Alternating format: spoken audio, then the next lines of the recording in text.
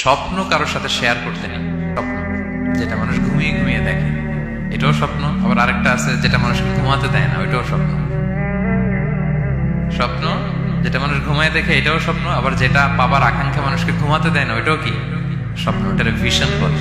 এই দুইটার একটাও কারোর সাথে শেয়ার করতে নেই। ঘুমের স্বপ্নও শেয়ার করবেন না, আর আপনার যে লং ভিশন ওইটাও শেয়ার করবেন না কারোর সাথে। এটা হচ্ছে প্রথম লেসন, স্বপ্ন শেয়ার করতে নেই। ছোট্ট ইউসুফ আলাইহিস সালাম স্বপ্ন দেখলেন 11টা তারা, চাঁদ, সূর্য ওনাকে সেজদা করতেছে। এই স্বপ্ন দেখেই তার বাবার সাথে শেয়ার করলেন ইয়াকুব আলাইহিস সালামের সাথে। ইয়াকুব আলাইহিস সালাম বললেন, লা তাকুসুস রুইয়াকা আলা ইখওয়াতিকা ফায়াকিদু লাকা কাইদা। ইউসুফ, তুমি আমাকে বলেছো ভালো, কিন্তু তোমার ভাইদের বলতে যাও না, তাহলে তারা তোমার প্রতি কি করবে? জেলাসি করবে, ষড়যন্ত্র করবে। আর নি'মাতু মাহসুদা, এটা পৃথিবীর চিরাচরিত নিয়ম। আপনি যদি কোনো ব্লেসিংস পান আল্লাহর পক্ষ থেকে, অন্যদের চেয়ে আপনি একটু ডিফারেন্ট হন, আপনার অনেক কিছু থাকে, এটা সবার ভালো লাগবে না। আপনার ভালো জিনিস সবার ভালো লাগবে না। আপনার এই ভালো জিনিসের কারণে অনেকে আপনাকে ঘৃণা করবে। স্পেশালি যদি কোনো ভালো স্বপ্ন দেখেন, এট দ্য সেম টাইম খারাপ স্বপ্ন যদি দেখেন, এটা আপনি শেয়ার করবেন না কারোর সাথে। কারণ স্বপ্ন এটা কেবলমাত্র মন মস্তিষ্ক প্রসূত কোনো বিষয় না। মুমিন জীবনে এটা অনেক অর্থবহ। মাঝে মাঝে স্বপ্নের মাধ্যমে আল্লাহ মানুষকে বার্তা দেয়, ইলহাম পাঠায় স্বপ্নের মধ্য দিয়ে। এজন্য বিজ্ঞ, প্রাজ্ঞ, শুভাকাঙ্ক্ষী কাউকে শেয়ার করা যায়।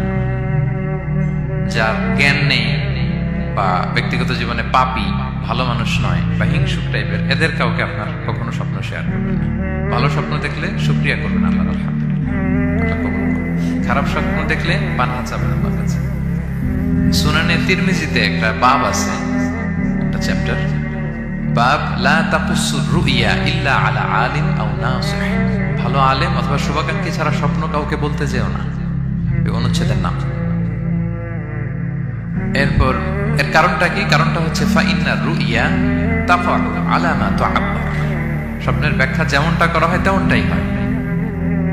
আপনি একটা স্বপ্ন দেখলেন, একজনকে একটা বললেন, সে হুট করে একটা ব্যাখ্যা দিয়ে দিল, ওইটাই হয়ে যাবে। এটা আপনার জন্য ভয়ঙ্কর হয়ে যেতে পারে। লা ইউহাদ্দিসু বিহা ইল্লা লাবিবান আও হাবিবা।